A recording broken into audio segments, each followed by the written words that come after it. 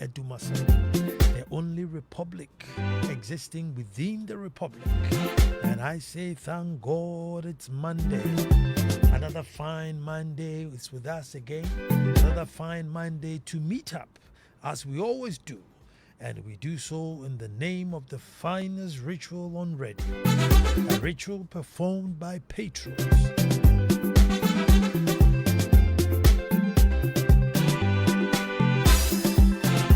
By the discerning, by nation lovers. Welcome to the ritual I call That's My Opinion. The ritual I call That's My Opinion. And it's on Mondays at this time, only on Joy 99.7 FM. Don't forget, tune in and be our guest. You will be hooked. You will love it. That we guarantee. And our topic for today, folks, consequences of a mistrusted system. Consequences of a mistrusted system. Diplomatic tribalism. Diplomatic tribalism. At this point, I say, let us all gather and make truth good. Folks, consequences of a mistrusted system. Now, there's a new culture. There's a new culture that's gaining roots in our political governance, which is very concerning. I am concerned. I'm sure you should be concerned too. I have spoken to a few governance experts who are equally worried. Folks, sometimes when I engage people who have given up hope, they've given up on Ghana because they see no hope. They are looking for an opportunity to escape, even on air. When the youth call and say, Nana, there's no hope. What I usually say to them is that we have peace. We have religious harmony. And we have traditional harmony, which is a very big step towards nation building. Most countries cannot boast of this. Folks, most countries cannot boast of this. Traditional harmony, religious harmony. Then I'm saying it's a very big step towards nation building. And that countries, most countries, cannot boast of this level of harmony. So we should not take it for granted. It's a big deal.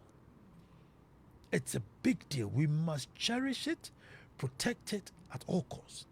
Because one day when a generation wakes up from the slumber, they will need the peace and harmony as a bedrock to build the nation.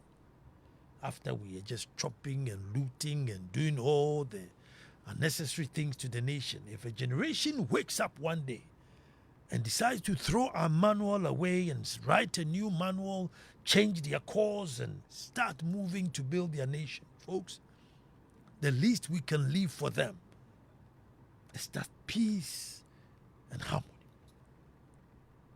Folks, you may be wondering what I'm on about.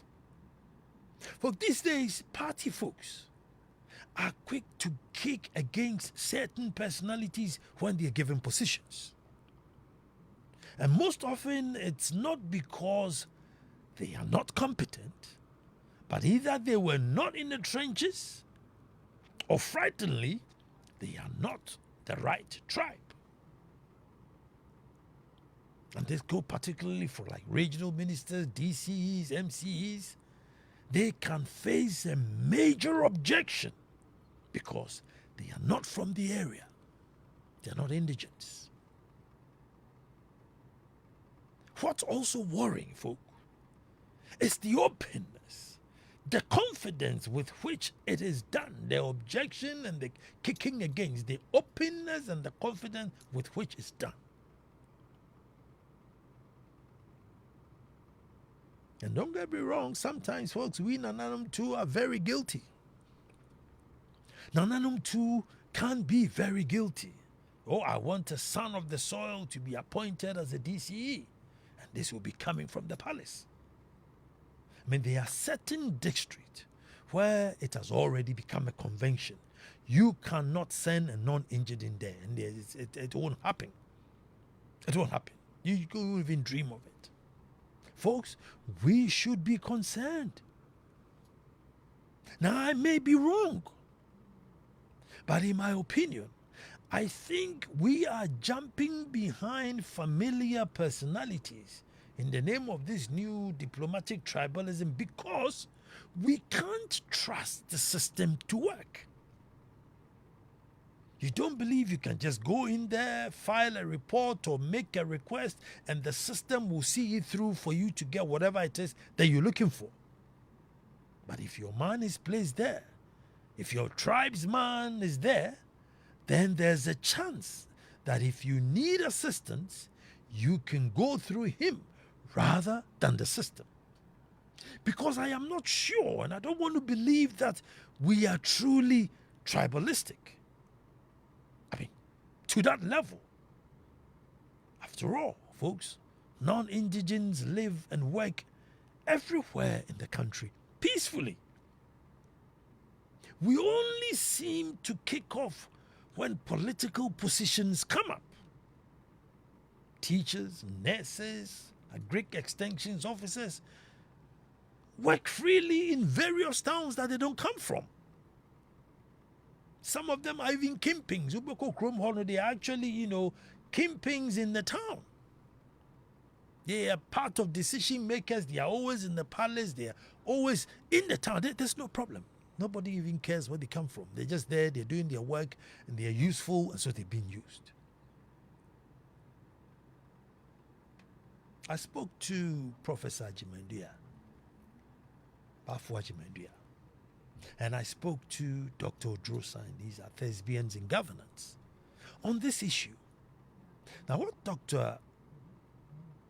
Osai said was that, Nana, where will it end if this new phenomenon becomes a norm, or if we make it stick? Then where will it end? Soon it will be headmasters, then it will be teachers, then it will be nurses, and the list will be endless that do not post anybody to this town if they don't come from this town.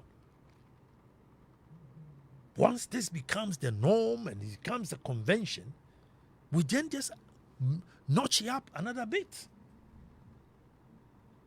Oh, let the presiding officer come from here.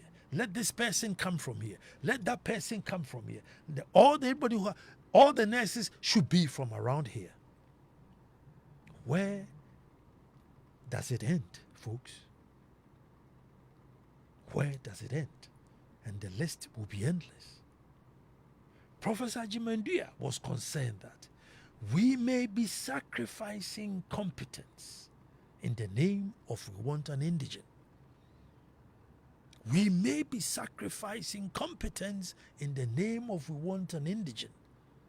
And overall, it affects the developments. Overall, it affects developments. And so this is where the issue of let's vote districts, and MCs, let's vote for them. Because in that way, if we have voted for them, we seem to go to them more and get them to be more accountable. I don't know if we vote for them, non-indigents can stand in other districts and saying that, well, I'm not from this district, I've lived here long enough, and therefore I'm throwing my hat. I don't know if that would work or if that will solve it. But I know the efficiency side of things will be solved. They will be more efficient. I don't know who brainwashed us that indigents bring more development, because there's too much evidence of non-indigents who have executed their work well and brought transformation to towns they did not come from. I will give all credits. I mean, there's many of them, but let me just stick to Colonel Minyana, who went to Koforidia and transformed it as you see it today. transformed it. He didn't come from there.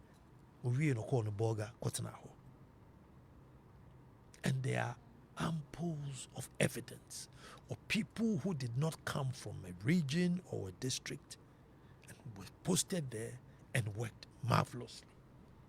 After all, we are all Ghanaians. I don't know anybody who has a Koforidua passport.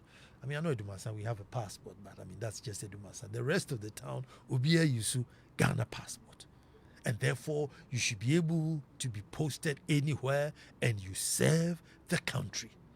You don't go and serve your chief or your tribe's people or your clan people. You can't have a system where you're only going to be posted because you're going to serve your clan's people or your tribe's men. Because there are people who could be very, very efficient, good governance people, movers and shakers, that could go to areas that are really lacking development to push it. But then they will say, no, he's not an indigene. Even though this guy could have done the job, this guy is tried and tested, but we just want our indigene.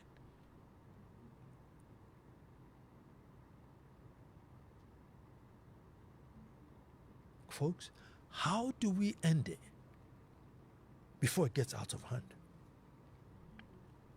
Is it by instituting a policy to say that if you come from a particular district, you're not allowed to be posted there? What then happens to democracy if you say that? What then happens to democracy?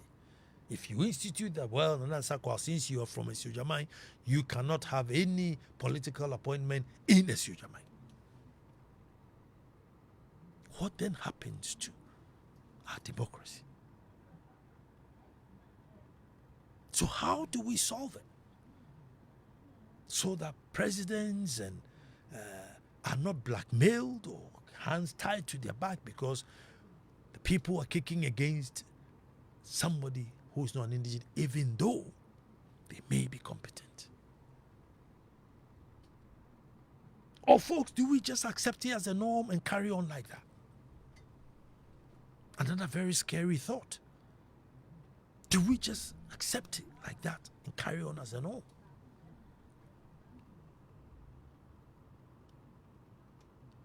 Where did it start from? Recently, I had, Tema kicking against the MC because he wasn't an indigene. And I was listening to the interview and the lady was saying, oh, she may not understand our customs.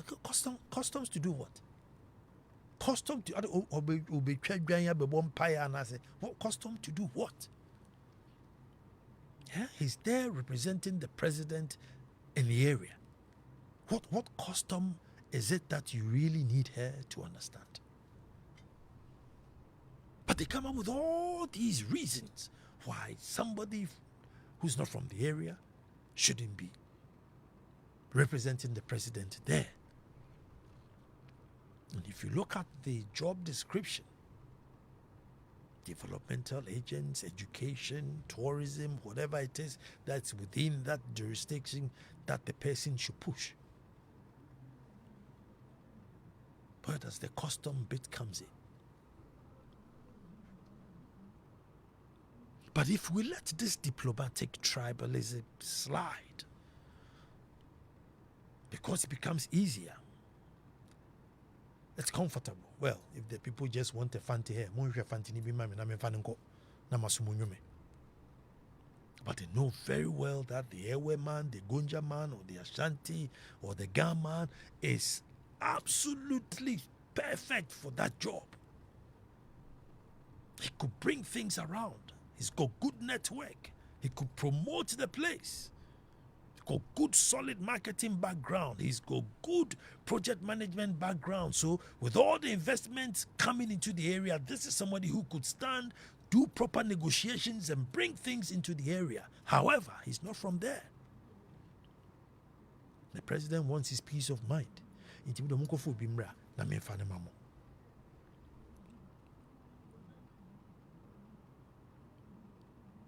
We have let so many things become a norm Like the amount of money spent during elections is now a norm. It's become so wild and profane, but it's now become a norm. We don't know how to break it. It's become a norm. Is now this tribalistic position also coming to add up to our woes? Or should we nip it in the bud? And if we have to, how? Because to be honest with you, I don't know how.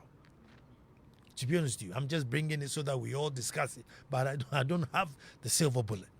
Even though I know, say, it's a bit concerning for who we are outside of politics, where pastors are posted anywhere, teachers are posted anywhere, obia to me obia peacefully.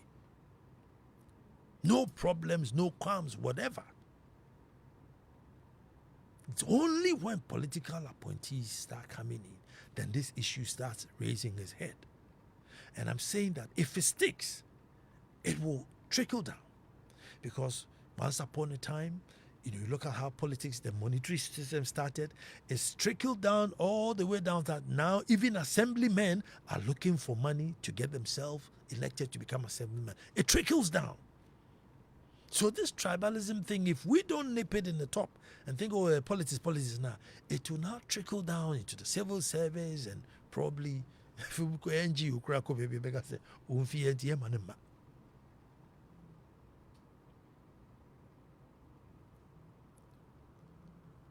well, you tell me.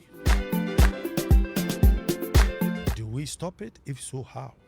Do we keep it as a norm? If so, what are the consequences?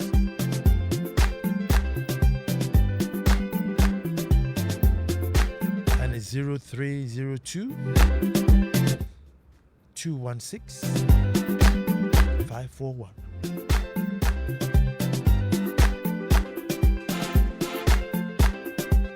Good evening to you, Laurentia in Nungwa.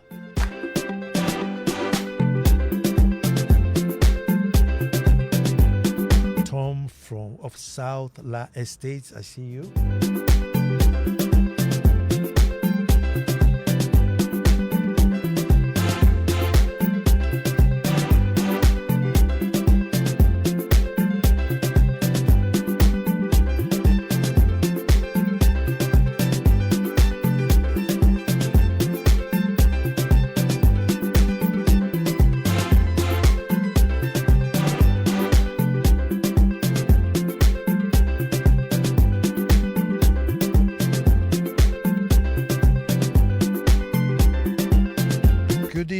Sami is in Tema. Hello, Sami. Hello, Chief. Yes, sir. How are you doing? I'm very good. Oh, we thank God for your life. Chief, what you are saying is true. I mean, we can't allow this thing to fester anymore. But I have a feeling it even spans from this MPC and NDC thing. Now that NDC is in, they are sucking everybody away. You get me? So if we expand it, it goes across all board. So it will get to a time that maybe those in the hinterland, there are lots of teachers down here. So if there is nobody in your tribe down here who is a teacher, it means that nobody will come and teach your pupils. Mm-hmm. You get me? You see how absurd it is? Mm-hmm. So, I mean, it is a dangerous, part that we are working on. And I hope that, but how do you think we can nip it in the bud? You see, because I suggested if it becomes a policy or a law, but then if you do that, then what happens to democracy? Because you can't force, that sort of thing, So I don't know how. And I think that we can focus on building robust systems that anyone can just fit in and it will work perfectly because we are working with systems. But here we work with individuals and not systems. Mm-hmm. So that is the issue. If we focus on building systems that just works, regardless whoever is in it, I think that will go a long way to helping us. I can agree with you on Yes, that. I can agree yes. with So you. I think so. And please, we hope that maybe you also talk about Ibrahim Traore very soon. We need to Thank bring you very much. very good. Kwame Abeka is in community 25. Kwame, And I Medase. I couldn't come.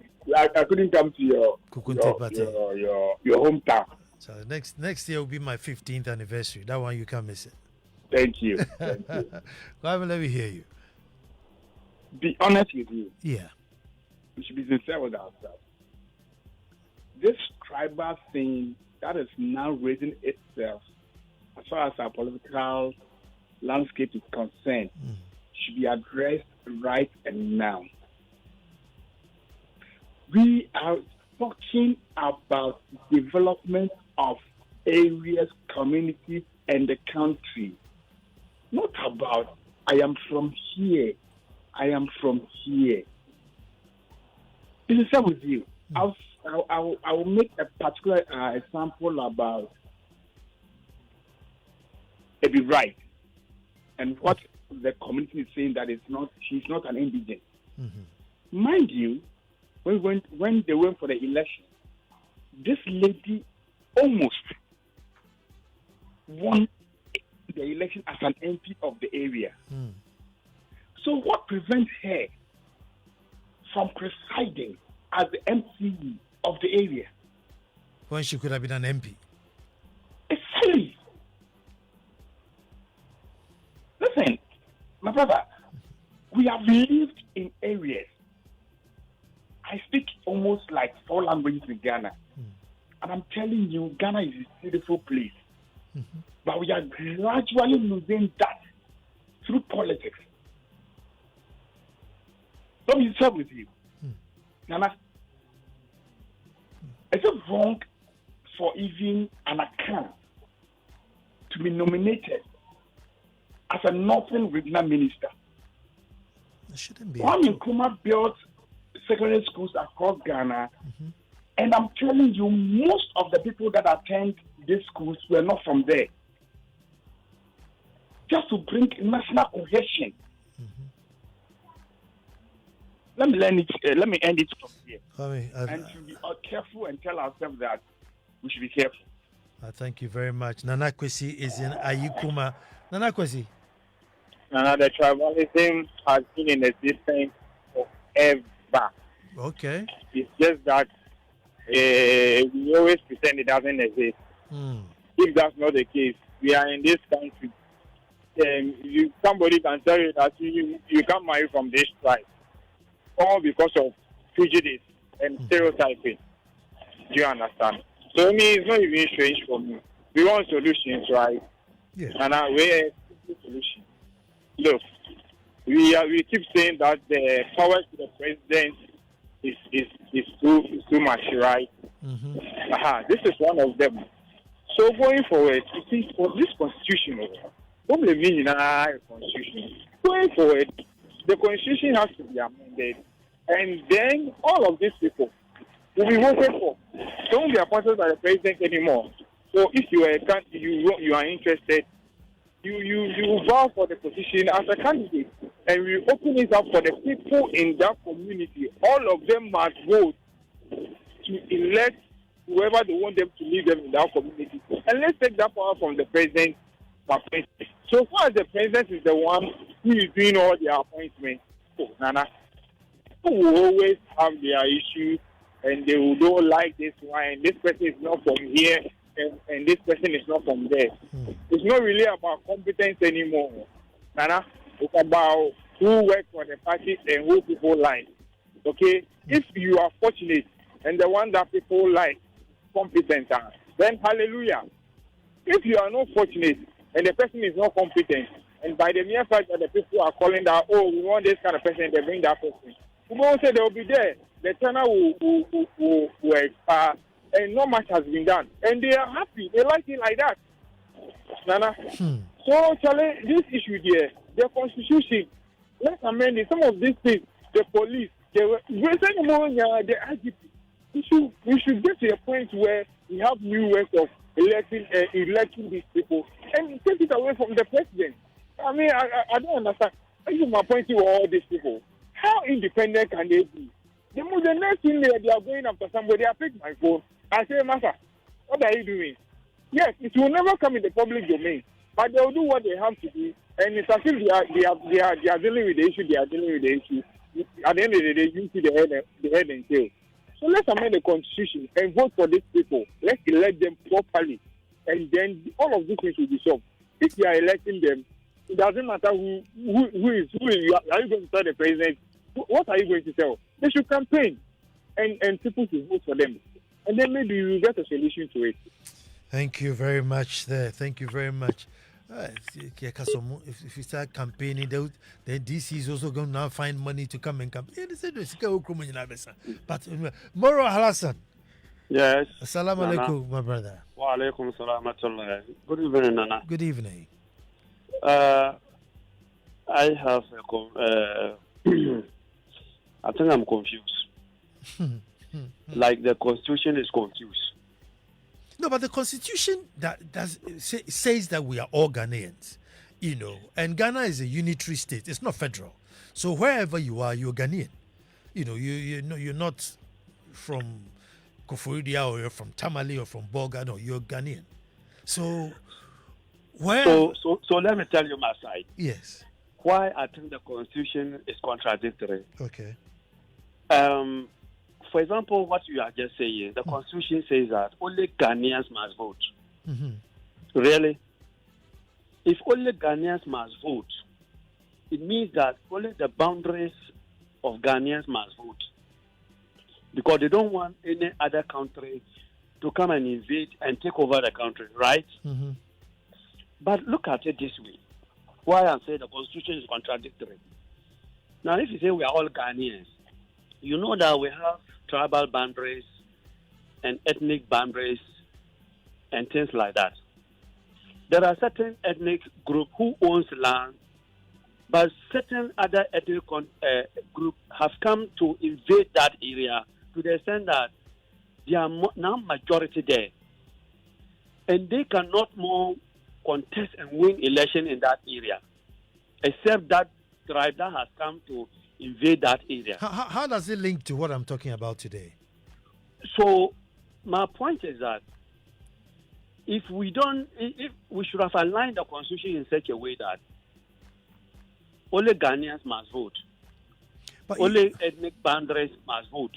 But you see, to be Ghanaian, you just need one parent or one grandparent to be Ghanaian. Yes. That's all qualifies you to be a Ghanaian. Yes. And you could be living in Iceland, but you're still Ghanaian. You are still a Ghanaian. But when you go to developed world like UK, US, Ghanaians vote. Ghanaians go there, they register and vote. Yes. So how come other nationals are not allowed to register and vote? What kind of discrimination is that?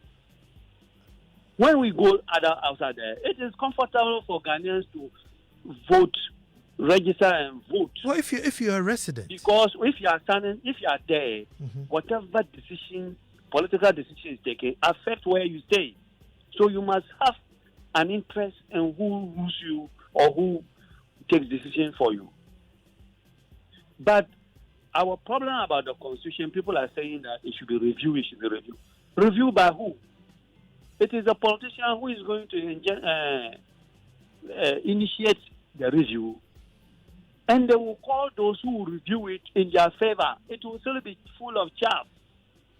Oh, no. Because they will do it to favor themselves. No, the new constitutional, the new body that has been formed to look into the review, you can tell it's a very balanced. So you mean if I tell them ideas, they are likely to take it?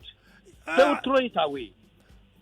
They won't even listen to me. I don't even know where to get them to make suggestions. Well, that's the issue. For you to find them is the issue. But thank you very much. Let me get the next. Let me make my last point. Okay. Because I think that one of our biggest problems in the Constitution is making the president run only 2 terms. If you look at 1992, all parties who have gone two times, their second term is terrible. So let's make it open. limitless, just like parliamentary. The person doesn't know when he voted out. He will put his all out to perform. If Nana don't knew that, he has more chance to contest. I'm telling you, his performance in the second round would have been better. You have a point there. Thank you very much. But today, listen, I want us to limit the. I know that this is a very wide issue, but I want us to limit it to what's going on. This issue where people want their tribesmen, their clanmen, their indigents to take political appointments within their area.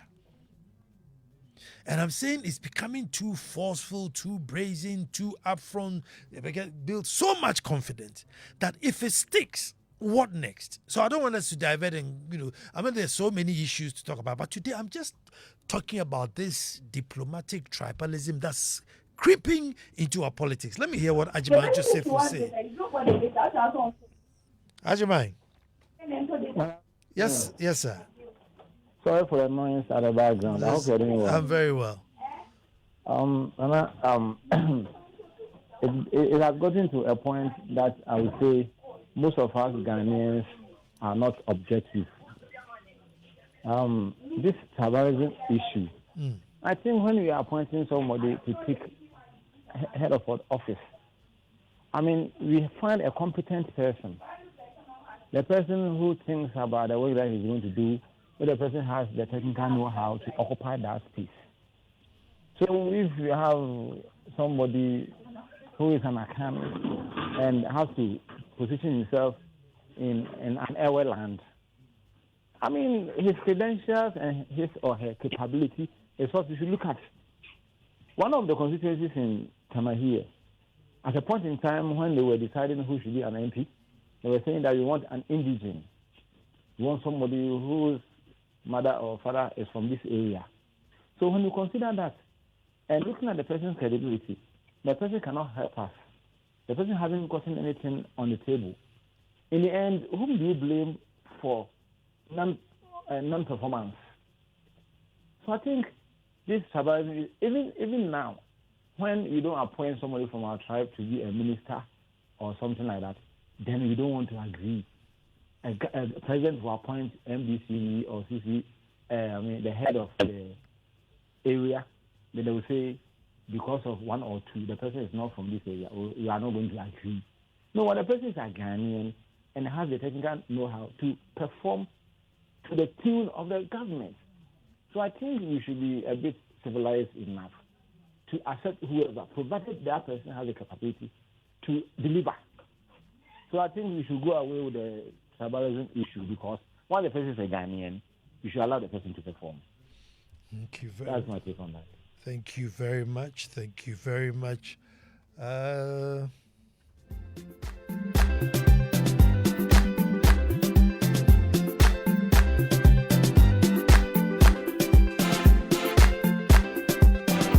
So where will it end? Would we just stick to the political appointees that we kick against? Or as Dr. Drosan was saying, what then happens? One day they just get a Greek extension officer, he comes and everybody says, no. Or you send the teacher somewhere and they say, no, not this teacher. She doesn't come from here. We want an indigent. It's a very dangerous phenomenon that we must check at all costs. And it's 0302 216 541.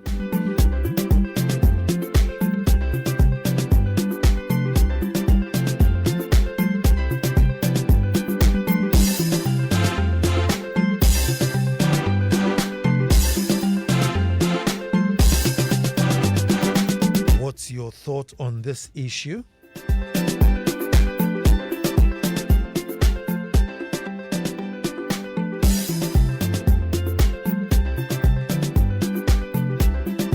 Kwame is in North Kaneshie. Yeah, good evening, Nana. Good evening, Kwame. We went into multi-party system or democracy without much orientation, and therefore people have entered into this thing with all kinds of ideas. And you can see that even when people are being appointed as ministers. You have an array of chiefs and indigenous people sitting behind the appointed minister, as if he did it in time. You see, so this whole thing, people saying party, buying, so we have not been reorientated well to understand this multi-party system, and we need to do work on it. Thank you. Thank you very much. That's a point.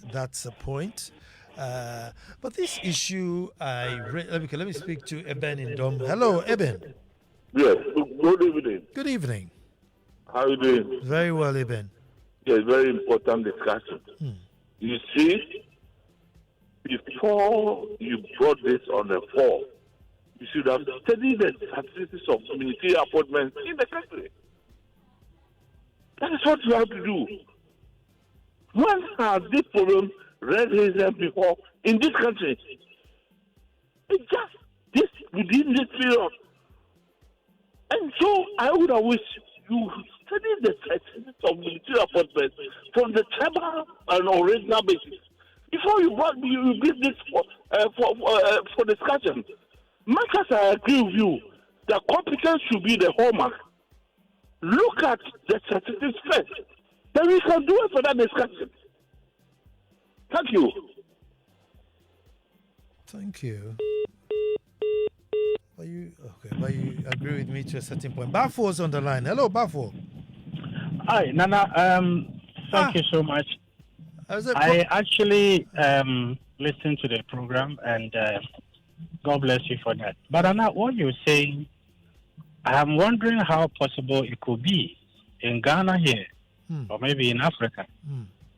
You see, the way we think about politics, our attitude towards politics, and the way people, go into it and go about things. It is possible for a pastor to be transferred from Bolgatanga to Second D. There's nothing wrong about that. Teachers can be transferred across as well. But we are, in Africa, and people think that politics is about money. You're going to make wealth. Once you get into it, your children, your relatives, everybody is going to be rich, and you need to face them here and there. That is the attitude that people take into politics. And therefore, it's like apportioning the cake, making sure that everybody gets a share. That's the attitude. That's what people think. But for let me engage a little bit. If the system worked and we trusted the system, are we going to be too bothered about who hates the system? Yeah, it's because the system is not working well. Yeah, so I'm saying that if the system was working, do you think this tribalism thing would go away? So, you could walk to your district council and apply for something, and whether the DC was your tribesman or not, you get it. Are we still going to get this thing? I don't know. I'm just asking. Yeah, you see, that's how it should have been. But because of what the earlier politicians have gone about things, everybody thinks that let me also go and make money. So why do we sit here for somebody from Broahafo to come to Tama to come and make the money? We should also make some money. If we're able to change our mentalities towards politics, that I'm going to be a DC minister, whatever, to ensure there's development, then people will call for, politicians from other regions to come to our place because the president is coming to develop here. But we don't see that. It's just about making money. Then we should also allow our indigenes to make some money so that we also benefit. I see. That's what's happening. Thank you very much. If we change our attitude and mentality towards politics and aim at development, then what we are talking about will be a possibility. Thank you very much. Thank you very much. Edward is in Tessano. Hello, Edward. Mama, good evening. Good evening. My brother, why is Burkina Faso now the envy of us all? Why is Burkina Faso now the envy of us all. You see, this politics and democracy and whatever it is not our style. It is not our style. Yeshua Atra. Yeshua Atra. Before these democracy things came and blah, blah, blah, blah, our traditional leaders were leading this country. They were leading us in this country peacefully and everything was fine. Until the elite came in with this democracy thing, knowing very well what they wanted to do. They ripped us off. See, the politics going on in this country is so deep-rooted in corruption that there's no way we can correct it. It takes money to gain a position in this country. Like you just said, the party is in power. They just want to have DCEs or MCEs. 3 people have been shortlisted. 1 person has been nominated. The person needs an approval from the assembly to be appointed. When there are about 35 assemblymen and government appointees there, it's a headache for the person. He or she would have to buy her way or his way through. I mean, let us not play ostrich. People buy their positions. Now, once the person has spent so much, invested so much for the position, he goes there and he thinks he's going to be a philanthropist, he's going to be a Father Christmas. He also has to make sure that the money that he invested into it, he gains it back. So how are we stopping these things? How are we going to stop it? The board appointees, with those they appoint them to the board, the CEOs, they all buy their way there. That's what the CDD or whatever was saying right now, that if you want to be the president of the country, you need not less than $1.5 million minimum. No, it was 20. $1.5 million to be president in this country. Now, an individual would have to seek other sponsors to help him. We have a problem now with, I don't want to mention names, but a company that is assumed to be the sole contractor for cleaning and all those things. You think that person, he pays both parties. They cannot touch him. He finances both parties, both 2 parties, the NDC and the MPP. That man, he finances them. So sometimes when they are doing these things, it's like they're throwing dust into the eyes of the people. You know, they come and tell us all the good things, blah, blah, blah, blah, blah. They get there, and it's a different thing altogether. My brother, let's call a spade and not a big spoon. Thank you very much. Burkina Faso has shown us the way. Mm-hmm. Burkina Faso has shown us the way. You see, a leader carries along his people. A leader carries along his people. That's how come in 2 years, that gentleman has survived 19 assassination attempts. 19! Because the people around are with him. And anybody who tries to penetrate will fail. We have a country that the roads are messed up and people are driving in $150,000 cars around, splashing and be blowing sirens on people. People are struggling to pay rent. You pay people 600 Ghana cedis at the end of the month. They should pay their rent. They should pay their water bill. They should pay their light bill and everything out of it. 600 Ghana cedis. And somebody is being paid 50,000 Ghana cedis a month. The person has allocation, building allocation, house help, driver. I mean, what are you doing? What are we doing to ourselves in this country? Chief, we are sitting on a time bomb in this country. Nana. Thank you very much. Thank you.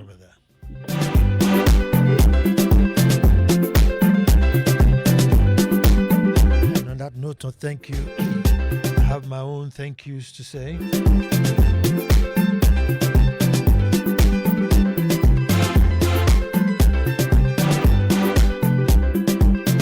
Thank you to First American Clinic. First American Specialist Medical Center.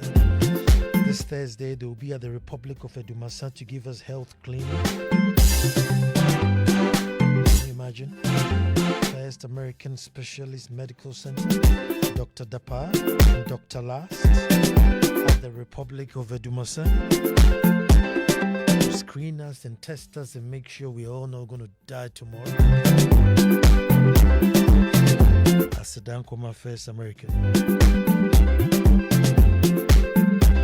Say thank you to Usu, President of the Usu Stew Council. Thank you to Kona Hene.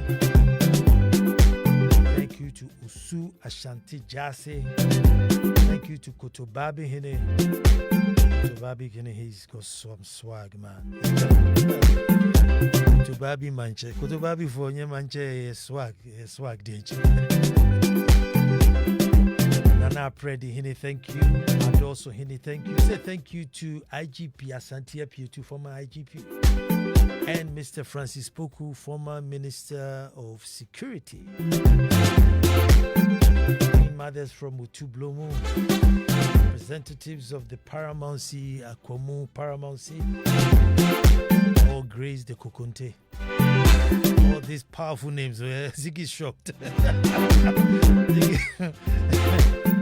All these powerful people came to eat Kokonte at the Republic. Volta Catch gave us some wicked tilapia. Peninsula Resort, always at our beck and call. Peninsula Resort, whether Kukunti or not, Peninsula Resort. Oliver, Anita, and Ziggy, international producers.